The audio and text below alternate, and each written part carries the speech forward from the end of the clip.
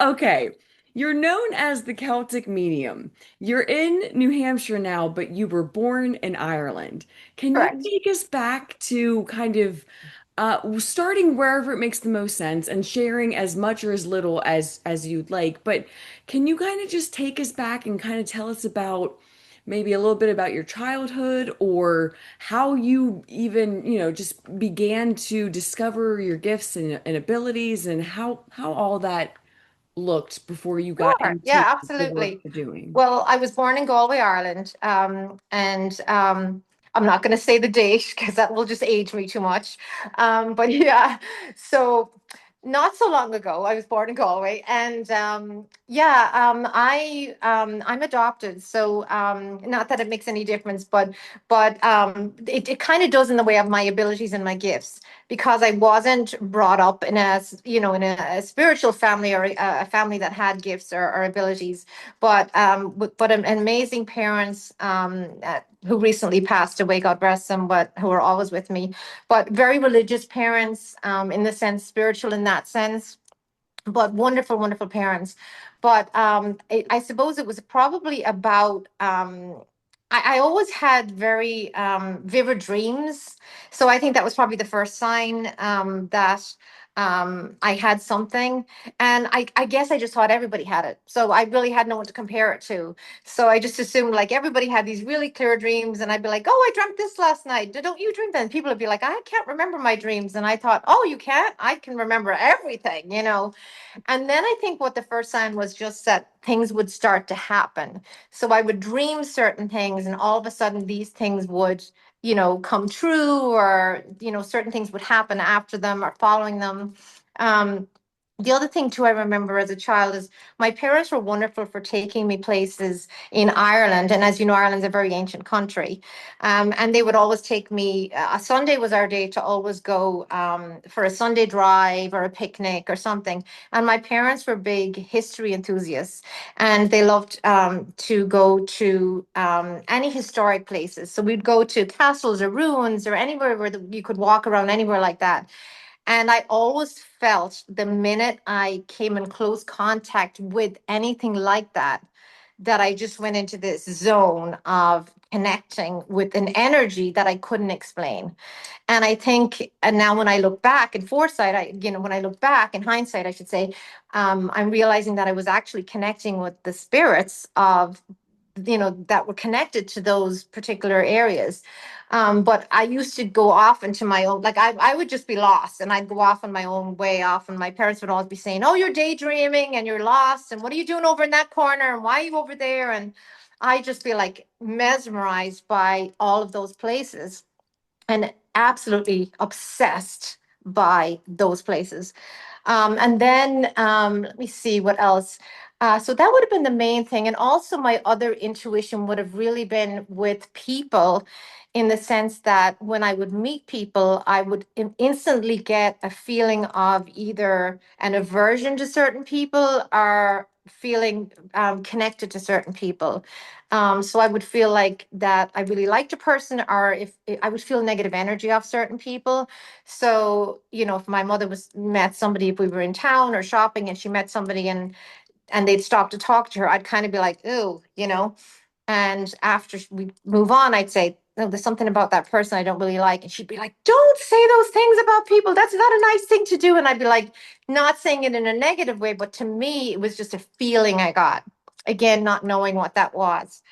And again, I was just an extremely sensitive child. I think, which maybe a lot of people who can relate to out there, who have good intuition or who are empathic, who have gifts, is just I was always extremely sensitive. Meaning, I guess, I mean, I was bullied in school. That was first, because I was always teased at being, too sensitive and maybe a bit of a crybaby. I would cry and I easily and get upset easily over things because I took things to heart. I wore my heart on my sleeve. I was very honest, and I just wasn't a tough kid at all. But I think that was again just the kind of kid I was. And so I guess it wasn't until later on in life, actually it was early teens, and again, that's something that I've discovered again later on in life, that once your hormones start up, as a teenager, what can happen is, that can affect your abilities and make them come into, happen, become more to the surface. So I remember, like, I guess with the mediumship side was when I was around 12 or 13, I think it was around started high school, hearing all of these voices, brushing my hair in the mirror and hearing all of these.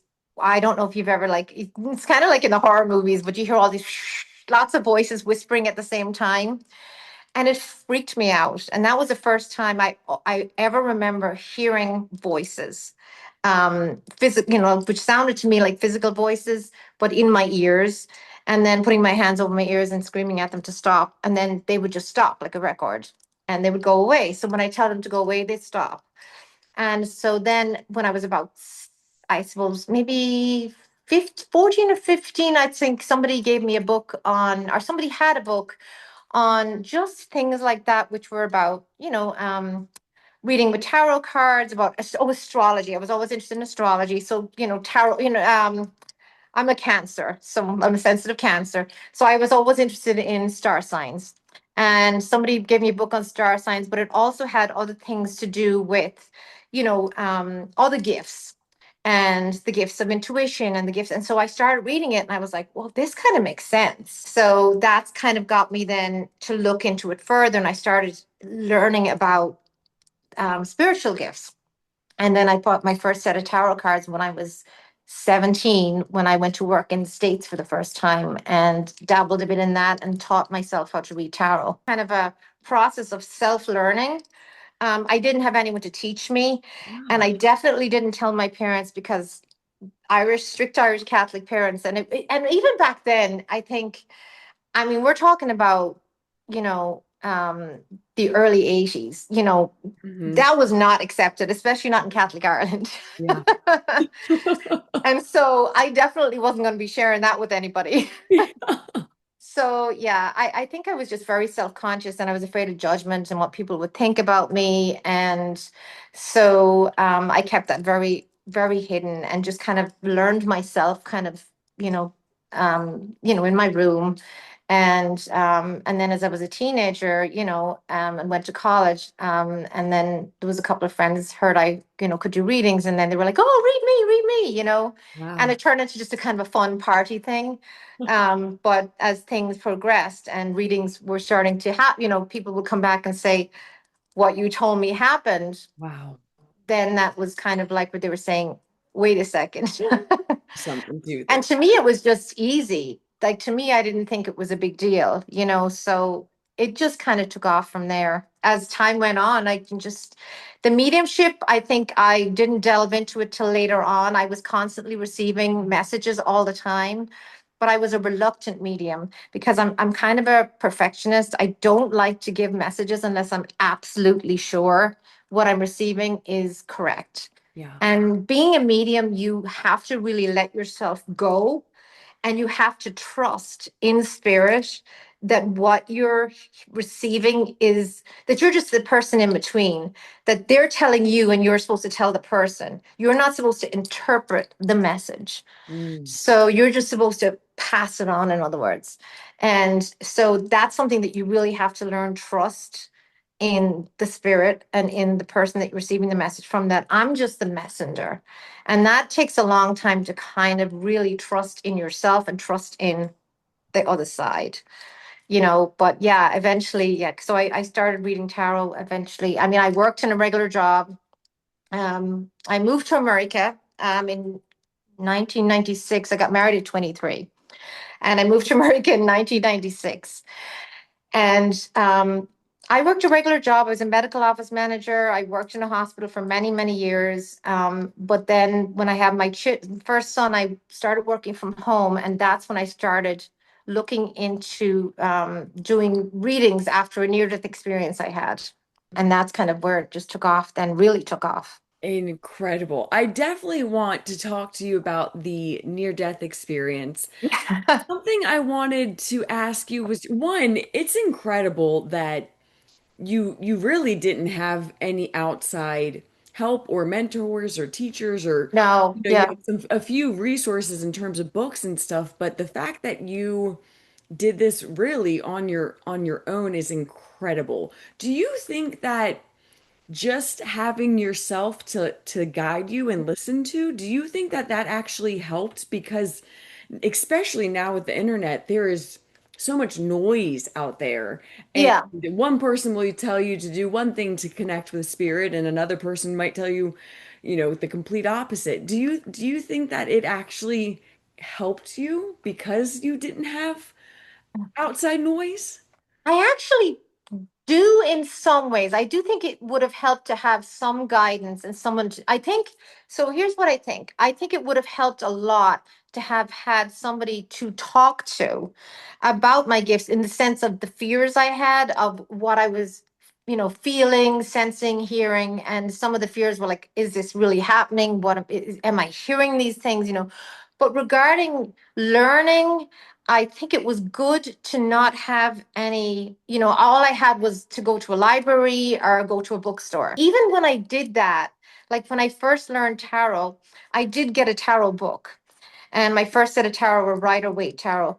I found that when I read the book, I just couldn't relate the book to the cards. And I felt myself much better just to kind of learn as I went along. Yeah. And I do feel from all the readings I've done over the years and all the people I've come into contact over the years that I think it's much better for a person to kind of learn themselves. Like it's good to get to take a class. It's great to take a class, a couple of classes, or a practice class, or a circle group, or come into contact with other people who are like you. But I do also think it's very important to tune into yourself and find what works for you because every single person is different. Mhm. And it's the same with all the mediums and the psychics and the people that I've worked with over the years. We all read differently, even though we may all, like one person who reads tarot, one person who's a medium can be completely different to another. And I've seen that and I've, witnessed that. And like I've had people over the years come to me for tarot readings way back when I first started doing them publicly, come to me and they'd sit down, start doing a tarot reading and I start reading it and they'd go, whoa, whoa, whoa, that's not how I read my tarot. And I'd go, okay, I understand that, but this is how I'm reading you because I've learned from the way I read that this is how I get my messages.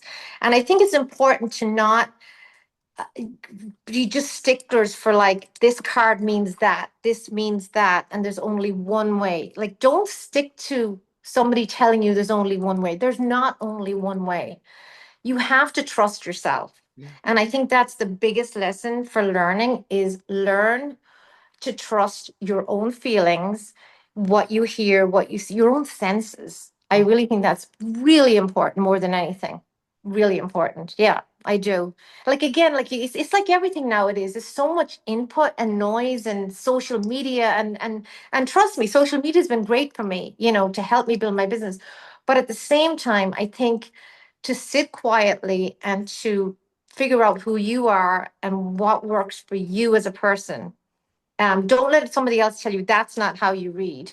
That's not how you should connect to spirit. That's not how you should do it. Because there's no particular way that works for everyone. It's what works for you. I think that's it. Yeah. Beautifully said. I couldn't Yeah. agree more with all of that. I Yeah. definitely think there is a balance between, going within, listening to yourself, as well as getting the outside help. It's definitely a Yeah, balance. it's Yeah. definitely it is Yeah. definitely a balance. Yeah, yeah, and it's great. I do think it's wonderful to get help, and I do, and I have, I do teach tarot. But the way I teach tarot is intuitively. So I allow my students to just I don't like to use a book. I like them to each look at the card and for them to look at the card and for them to tell me what do you feel?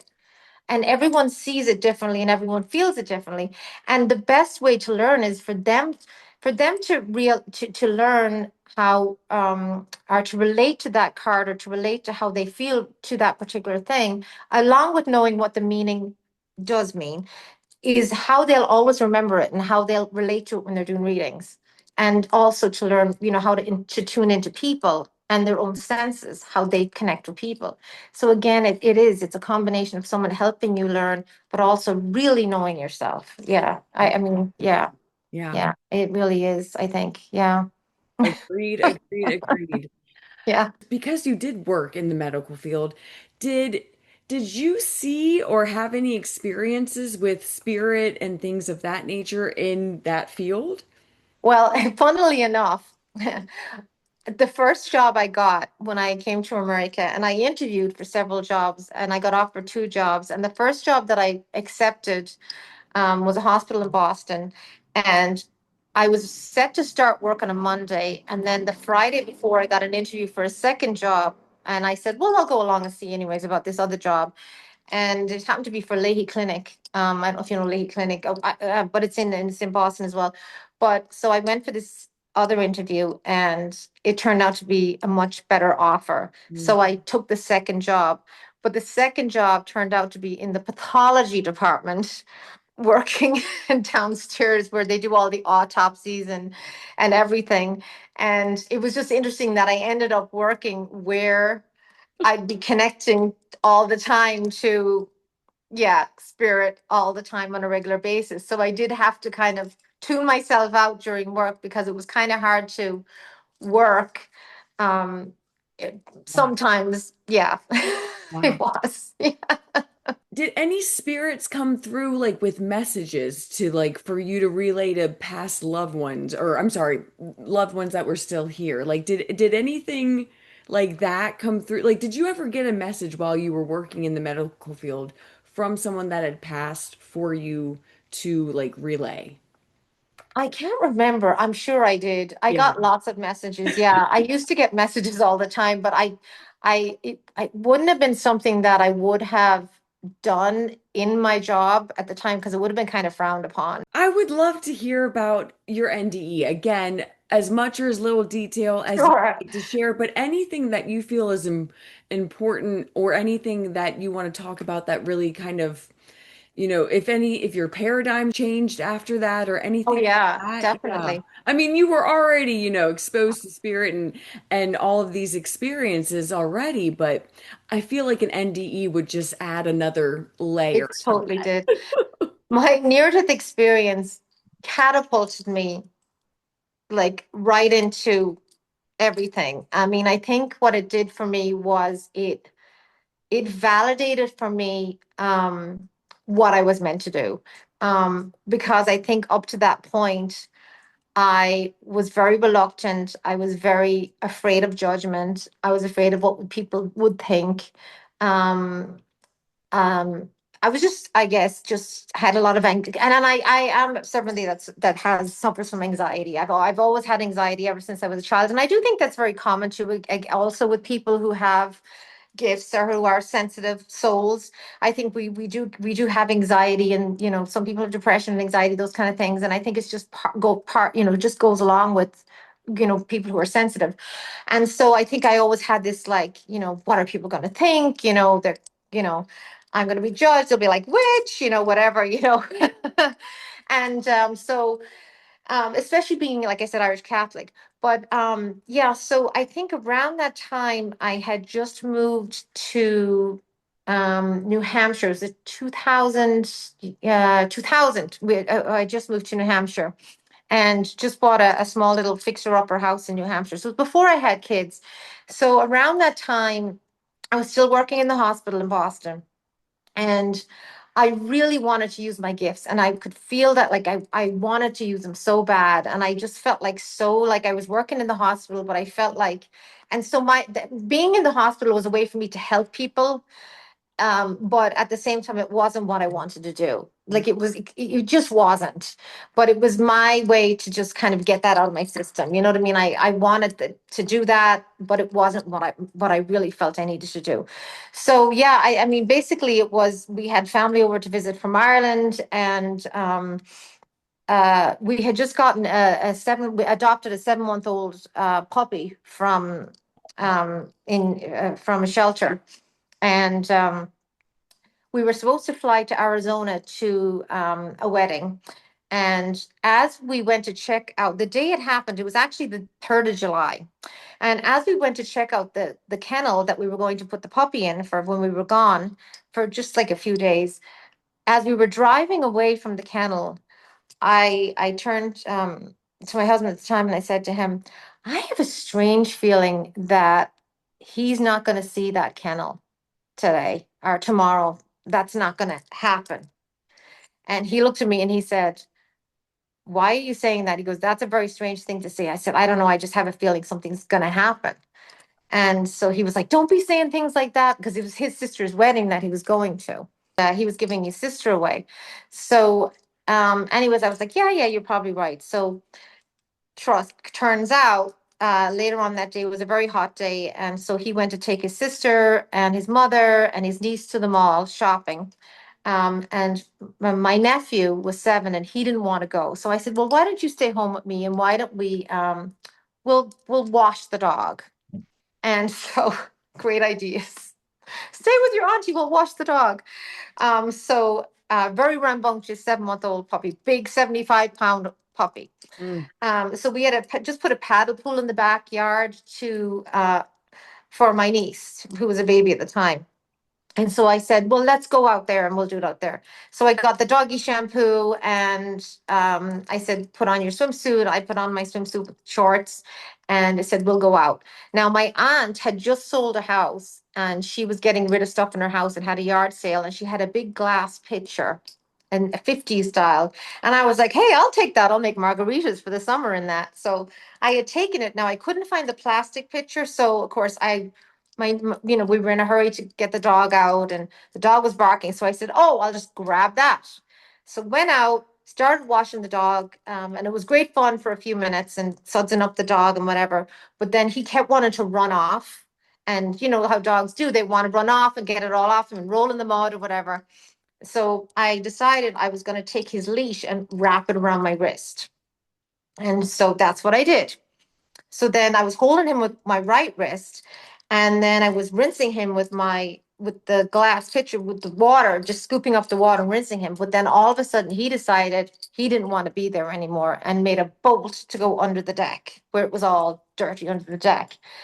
And he pulled me down so fast that I went straight down in the pool.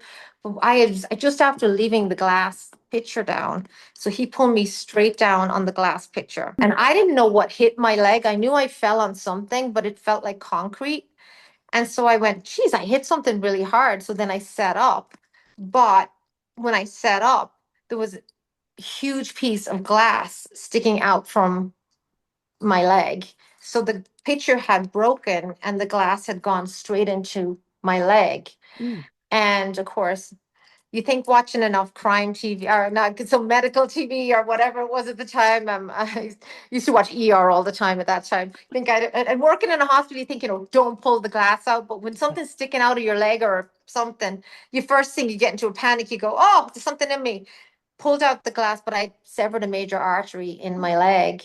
So the minute I pulled it out, Mm. it started to bleed out straight away. And so I I just was like, I told my nephew, go in the house, get towels, but I started to pass out from that. But luckily, and there was nobody home, and we were like, there was nobody around the area at all. But luckily, there was a lady next door who had used to come out at a particular time every day. She rented next door, and she used to walk her little 2-year-old in his little car thing. And I started screaming at her, saying, help, help, help. And she saw me and she starts waving at me like, hi. And I'm like, no, help. So finally, she got closer, saw all the blood, Mm. and called 911. But yeah, so I got into the next thing I passed out, I woke up and the fire department, everything was there, and they got me into the ambulance. They were trying to stop the bleeding, but it was pretty bad. So as I was in the ambulance, that's what I started to fade out, and they pretty much they were losing me in the ambulance. And then that's when I had the experience. Was the pain was so bad in my leg in the ambulance, it was horrific, and there was just so much chaos. And all of a sudden, um everything stopped. the pain stopped, the noise stopped, and I had the most amazing feeling. I can't even explain to you. Like, it was just the most beautiful feeling I've ever felt in my entire life. It was the most peaceful feeling.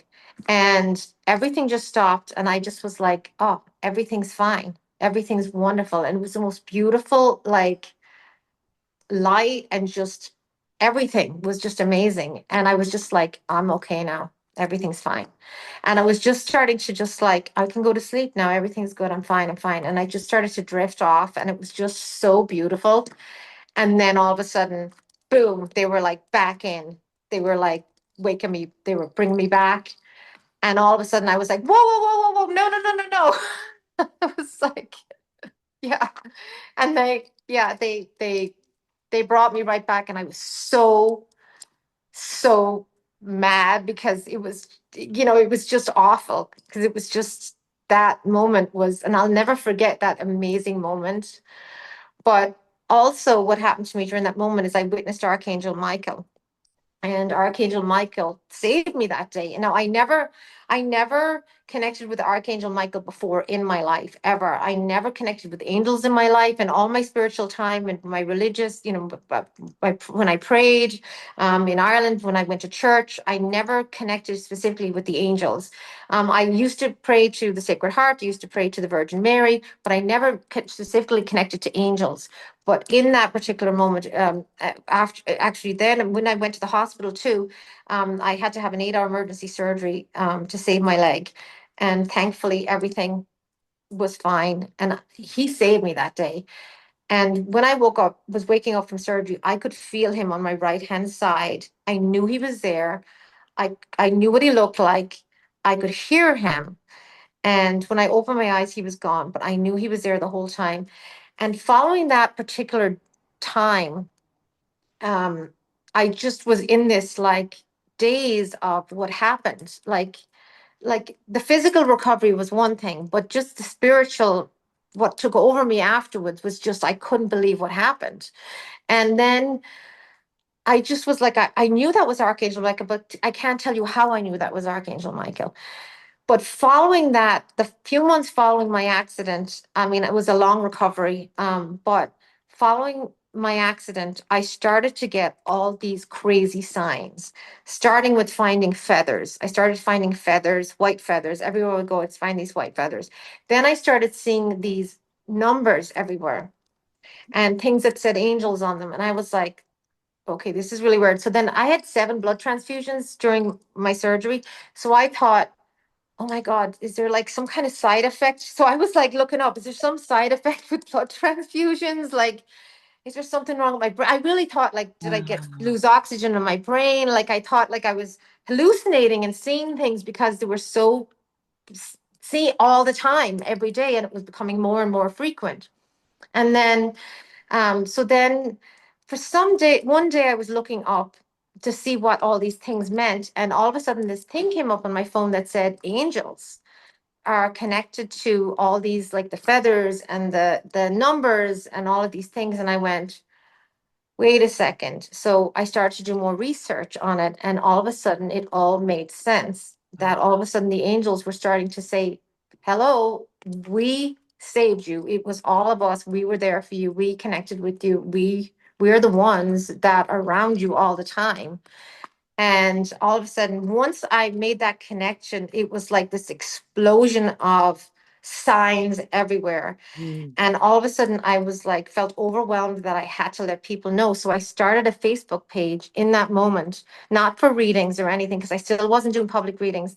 I started a Facebook page called The Angelic Spirit, solely to let people know angels are real, to let people know about my near-death experience, tell them that you have to believe that, like, because I really believe strongly that I was saved by Archangel Michael that day, and that angels are real. They're around us all the time.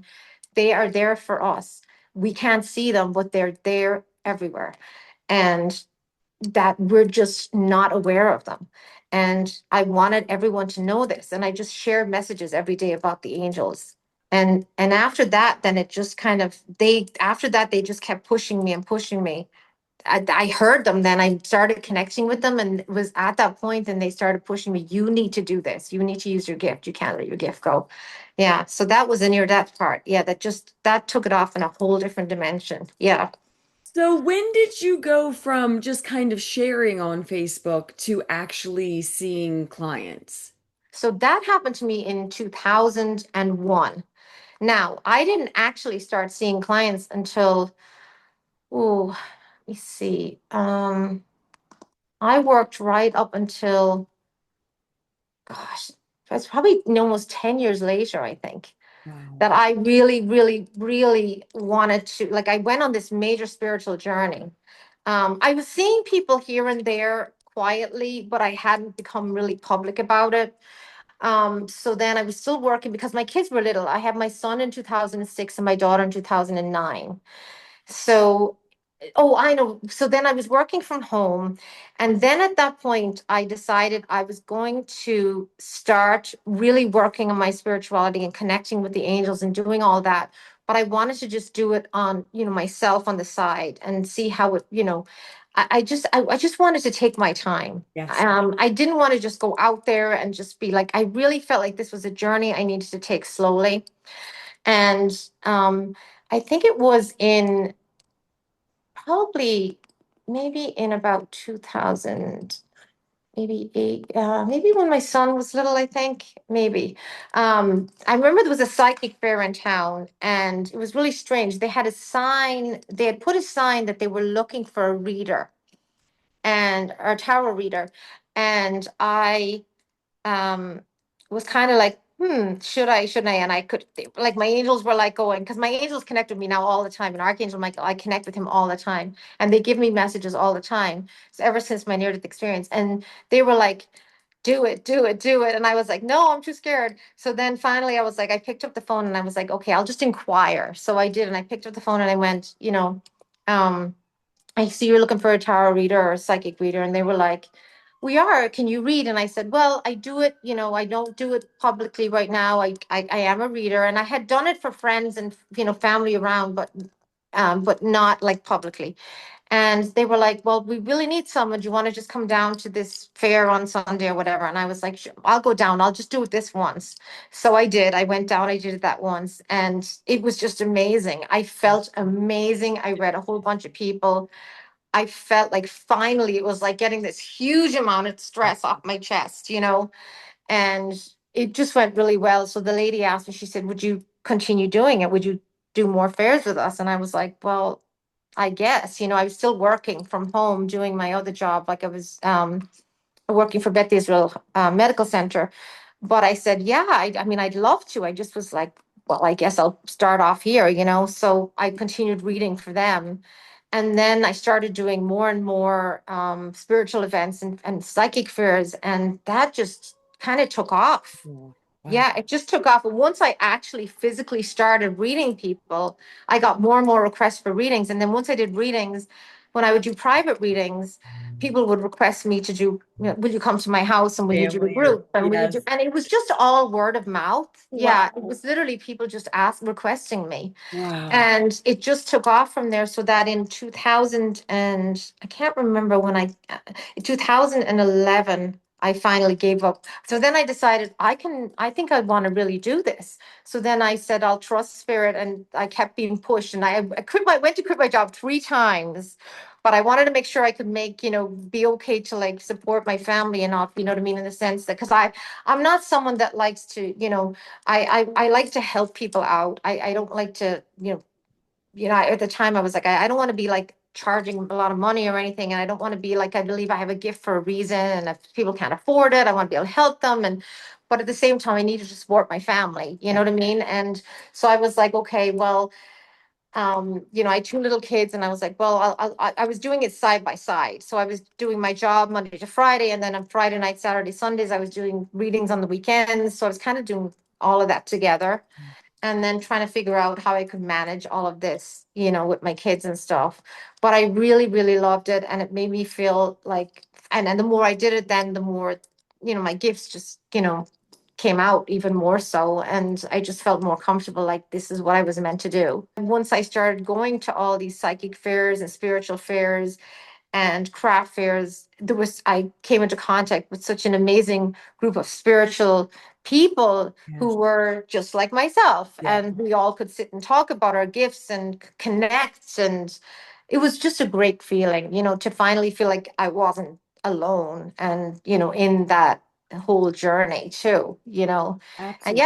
yeah, so then eventually then I gave up my job and I started doing it by myself. Yeah, I think it was 2011 maybe. Yes, when I eventually went out on my own. And then after that I just picked up, I did radio, and then radio went to TV, and it just kind of just catapulted from there. Yeah. I'm just dying to know what TV was like. Was it surreal or was it It just was so kind of like, it was, but it was so exciting. I loved it. I loved it. And it just, again, I think it's anything in that field. I think, anything that's creative. If you're a creative person, and again, I think anything like that is just creative people come together. And I think creative people are amazing. And I just love creative people. And I just love to, you know, um, come together with like-minded people in whether it's, and again, I've done paranormal work. Obviously, Paranormal Lockdown was the first show I did. And that was just amazing with Nick Groff and Katrina Weidman. And that was just amazing because with the haunted, it was the Kreischer Mansion in New York, and it was just such an amazing experience. But yeah, again, it's just another, like, I get very excited about new opportunities. I get excited about new things, and I'll never say no to anything unless it's really something crazy. But if somebody brings an opportunity to me and says, "Hey, you want to try this? You want to do this? You want to do that?" I'm like, "Yes, I'll try it. Let's talk about it. Let's do it." I'm not scared to try something new. I think it's exciting because I love movies, TV, acting, theater. I mean, I grew up doing theater as well, so I did theater also, and music and everything when I was younger. I mean, I was a singer songwriter when I was younger. I did that also, was my outlet, because also being I was an extreme introvert when I was a child. People still don't believe me. They go, "Nah," but yeah, I was. I was very introverted and very shy. So my outlet was music. Was mm, a big outlet for me when I was a little kid. So I played piano and I sang and I did all that kind of stuff. But again, I very much kept that to myself, the same way I kept my gifts to myself. I was, not someone that would come out much in the beginning, like I very wanted to keep it until I was 100% sure, that.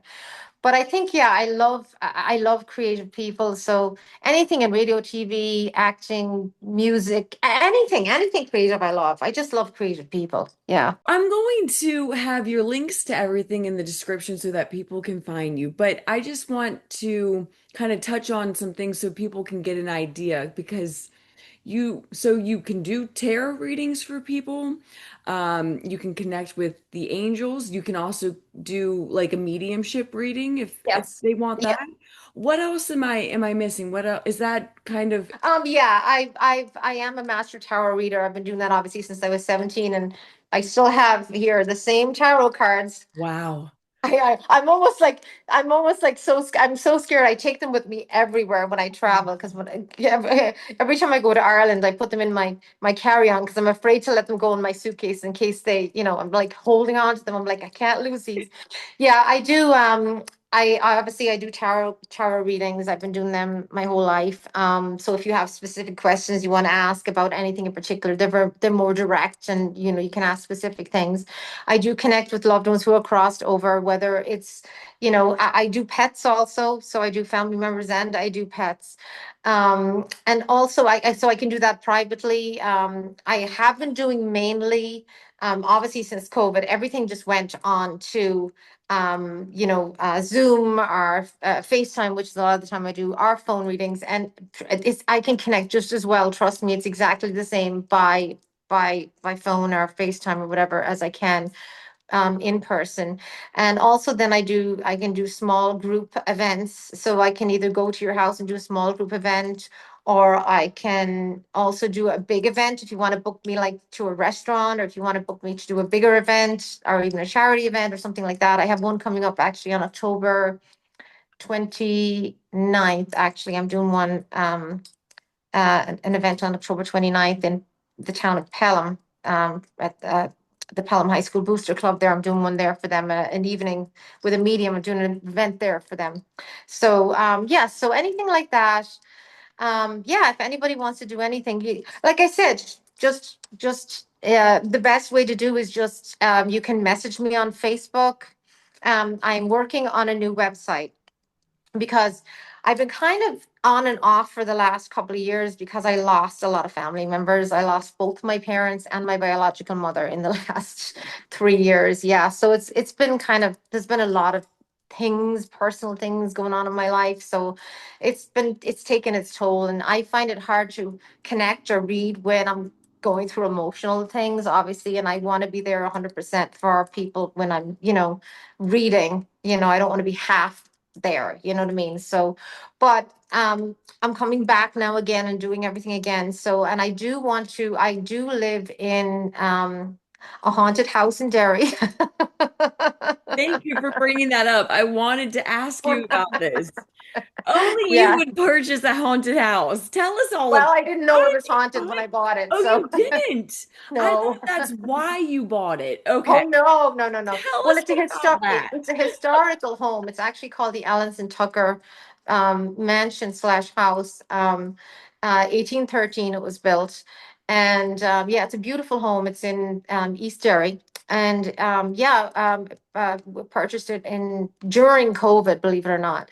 But yeah, it's a beautiful home. But yeah, I purchased it with the intention to, use it as a business. But when I purchased it, I did try to connect with the home to see were there any spirits here, but they hid from me. So I literally got nothing. Wow. So I found it very, very eerie that I couldn't pick up on any energy. So it actually made me very uneasy. So I really wasn't keen. I actually didn't really want to get the house. So our first offer fell through, the second off. So then I was glad, and we were going to stay in the house that we had, that we'd been in for 20 years. And then the house came back to us. So then, yeah, it came right around again. So then, yeah, so the first person that was purchasing it, that fell through, and the realtor came back to us and was like, "Oh, guess what? The house is back on the market. Would you be interested in putting another offer?" I was like, "No." My husband at the time was like, "Sure," and I was like, "Wait, wait, wait, wait." But yeah, we ended up buying the house. But yeah, right after we moved in, all hell broke loose. Yeah, they all came out and they were like, "Oh, we're here." So Were you yeah. the only one aware of them, or was the whole family? Actually, both well, my daughter is also, both my children are also gifted. So my daughter picked up on it straight away. She sensed a couple of little kids in her room. My son didn't really sense anything, but my it happened like literally 3 days after we moved in. We were upstairs, and all of a sudden, and I'm talking physical activity, banging, clanging, like pots and pans and everything going on in the kitchen downstairs. And we thought someone had broken into the house because we were like, okay, we just got an alarm in the house, and we were like, there's lots of ways in, and they're old doors. And we were like, did someone break in? Is there someone down there? We were like, whoa. And the minute we went to to go down and check, it all just stopped. And there was nobody there. And it continued on at the same time every morning. So I think at that time it was residual energy from the home so I connected with um the staff that used to work in the home here in the kitchen, because it would start around 5:30 in the morning. 4:35, about 4:30, 5:30 in the morning. And I believe that that was the staff that would get up in the morning and get the fires going and get the kitchen going, and for the people, for the family that lived here. Because they would have had this fully staffed. It wasn't like me, like doing the laundry, cooking, cleaning, everything. Right, Yeah, right. they had a full staff here. So yeah, so I believe that that was them. But they weren't the bad ones. That was actually not too bad. But what happened afterwards was there was a woman that started to connect, make an appearance, and she was not so good. So she connected, and she showed up in the bedroom upstairs. And she was scary as scary. I mean, she just showed up and she would my husband saw the bed going down, saw her sit the bed like literally like going down, like someone was sitting on the bed. He Wow. felt somebody, putting their arm up his shoulder and down his arm. Um, I could hear her talking, and then one night she tried to push me out of the bed. I thought it was he was trying to push me out of the bed, and I kept being pushed to the edge of the edge of the edge of the bed. And then I turned around and yelled at him and said, "Why are you trying to push me out of the bed?" And he was like, "I didn't go near you." Yeah. And then but another night he felt her again. He was facing me and he said to me, "I just felt um somebody put their hand on my shoulder and on me." And I turned around, and as I turned around, I saw her standing behind him, staring at me, and she scared the hell out of me. And I don't get scared easily because up to that point I was doing paranormal work. I'd been to lots of haunted houses. I wasn't nervous. Like, I'd go to attics, I'd go to basements. I wasn't scared of spirits, and I certainly had communicated with them. But she was terrifying to look at. Um, Dark hair, dark eyes, just a very unsavory look on her face. Hmm. And she didn't want me in the house. So after that, yeah, and I didn't tell him I'd seen her at that point, but she did not want me there. She had a long black dress and a high collar, like a Victorian outfit on her. But yeah, after that point, then she started harassing me daily, calling me all kinds of names, telling me to go hang myself in the attic, telling me to get out. And I got started to get physically sick. So to the point I couldn't eat, I couldn't sleep. And it got really bad. So that the point is we couldn't sleep upstairs anymore in the bedroom. We had to lock the bedroom off. So we ended up sleeping on the sofas downstairs. And then when we were downstairs, we started getting this banging on the door at nighttime. So I was downstairs one night and there was these like, we have like a brass knocker on the door. So it's not like wind could come and just like lift the Hmm. knocker up, but it was literally like bang, bang, bang in the middle of the night. Scared the life out of me. So it was all of these different instances that just continued to go on and on and on. And it got so bad that I kept going back and forth to the hospital because I was so ill and so sick from the whole thing. We ended up having to, I mean, there's so many different instances. It would take all day to tell you, but finally we ended up having to call a local priest in um, because um, because I had gotten so ill that I could barely stand up, and I got down to like 116 pounds. Wow. Um, yeah, we couldn't go anywhere near the upstairs of the house. We couldn't live. I mean, we couldn't, function. I couldn't function at all. And so eventually, yeah, we had to call a priest in, and he came in late at night. We were very lucky to get him. It was godsend. And he came in and he gave me a blessing. He went through the whole house. He blessed the whole everywhere, every closet, every corner. He went through everything, inside and out. He was here for hours, hours, yeah, hours, yeah. He did a whole ceremony in here. Yeah, he did the whole thing. And right after that, everything just stopped. It was insane. Like, he got rid of her. He got rid of her. Like, she told me her name was Liza. I also had another spirit too, that because this was a nursing home once. We discovered. Interesting. Yeah, Huh. which was licensed for 8 patients, but they had licensed for 12, but I heard from my neighbor had 42 patients. So there was a lot of mistreatment here also. And I also had the spirit of this poor lady named Betsy who kept at the same time, she was trying to communicate with me daily. So she was constantly telling me that she was disposed of in the pond behind my neighbor's house. Wow. So I had her on one side, I had the other lady on the other side, and they were constantly every day going back and forth. And I was going out of my mind. Yeah. Yeah, I was going out of my mind. Wow. But the priest, yeah, so and I would come in and I would have ringing in my ears so loud I couldn't hear. And then finally both my ears would block completely. So I couldn't hear. And I went to the doctor to get my ears checked. I had no ear infections, nothing. It was just all these physical symptoms, but it was constantly just the minute I left the house, I was fine. The minute I stepped foot inside the front door, it all started up. But now there's good spirits here. Now I have like I call them my resident spirits, and they're very nice, and I'm trying to find out more information about them. But I do have a couple of resident spirits here. I have and what I call the nanny's room upstairs, and there's the nanny up there that used to be for the nanny for the house. Her name is Rose. She's lovely.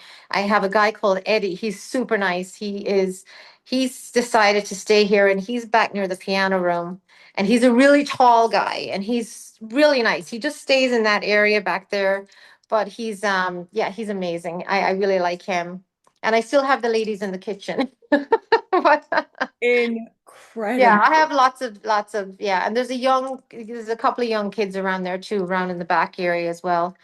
But yeah, there's lots of different spirits here, but they're not the scary kind anymore. Yeah, everything went calmed down once that was thankfully that priest. Yeah, he was good. I've heard a number of stories like this, but it reminds me of one woman I interviewed named Laura Van Tyne, and she describes the house that she was in as poltergeist. It was something like out of the movie. I mean, it's a lot of what you're describing. It was pretty much like that. It, Yeah, it yeah, was it very, very affected her bad. Yeah. family physically, and it took a number of people to come in to get it, all Well, gone. I did have people come in. I did a lot of cleansing myself. I had people help me with crystals. I had a couple of amazing friends in the paranormal field come in and help me.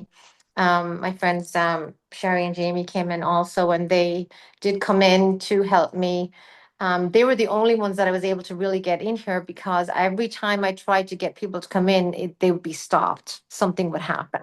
Yeah, and that's the other thing that happens too. When you're haunted like that, I had, again, it's a personal thing again. Going through something like this is so crazy when you read about it and you see it in TV and you hear stories, but to actually experience it is a whole different level of like, you think, oh, I'll just call this person, they can help me. I'll call this person, they can help me. I'll call this person, they can help me.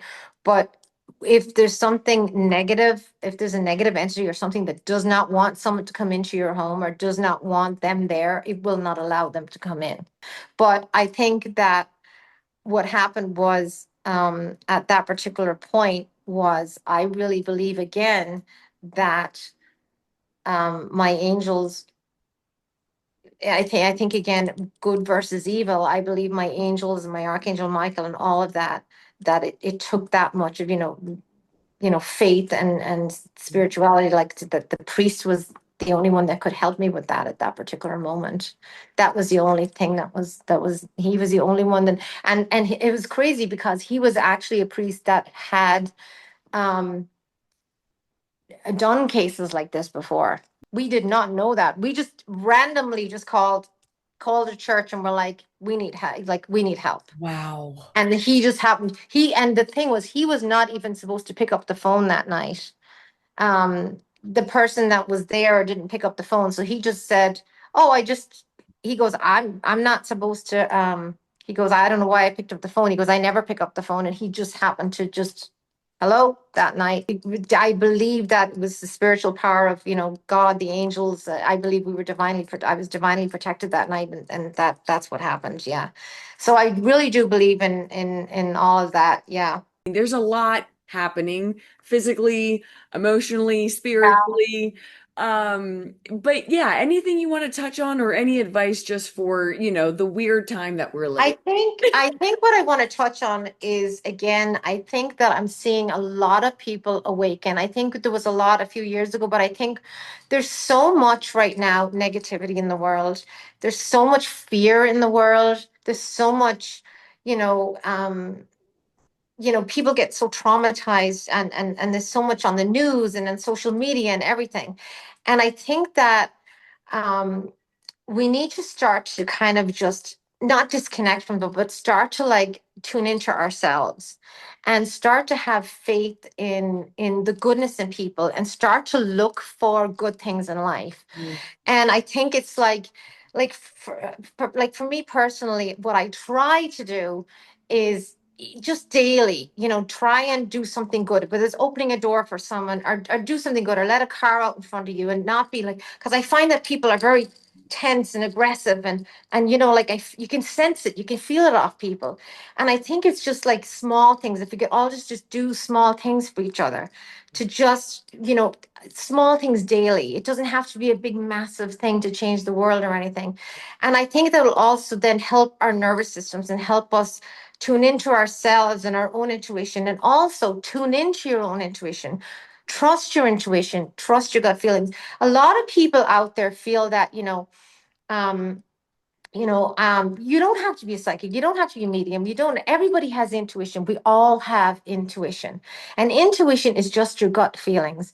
If you're about to do something, or you're feeling something and it feels wrong, or it doesn't feel right, or something is off, trust that. Because that is your spirit guides, your angels, your ancestors, your loved ones crossed over. They're all out there helping us. They're up there. When our loved ones cross over, they are up there, and it's now their job to watch over us and help us from the other side. Our angels are constantly, we're all born with a guardian angel. We each are assigned one at birth. We have it till we die. That guardian angel is assigned to us to help us and protect us. But there are many, many other angels that are for specific reasons, that you can ask for help. You can ask for one, you can ask for 1,000 angels, you can ask them for yourself, you can ask them for family or for friends, to help them for other people. The support is there, the spiritual support is there all the time. You don't have to, you don't have to take a class, you don't have to do anything crazy, you don't have to do anything. You just have to, you know, ask yourself, or just do that. And again, like I said, just trust your own intuition, and just, and I really believe too that everything happens for a reason.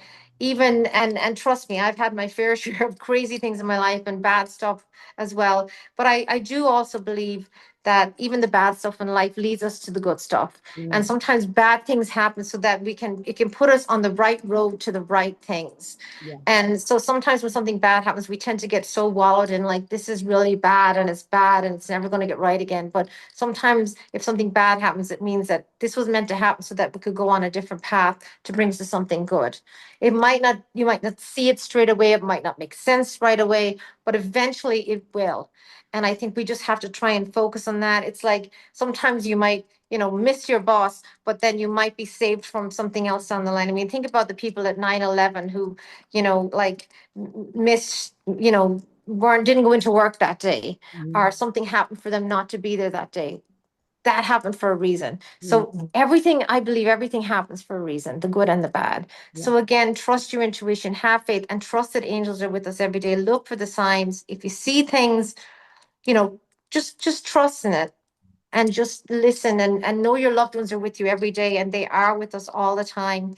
You hear that song on the radio, you say, oh my God, my mother used to listen to that, my dad, my grandma, or you see something that reminds you of a loved one. That's not a coincidence. That is them.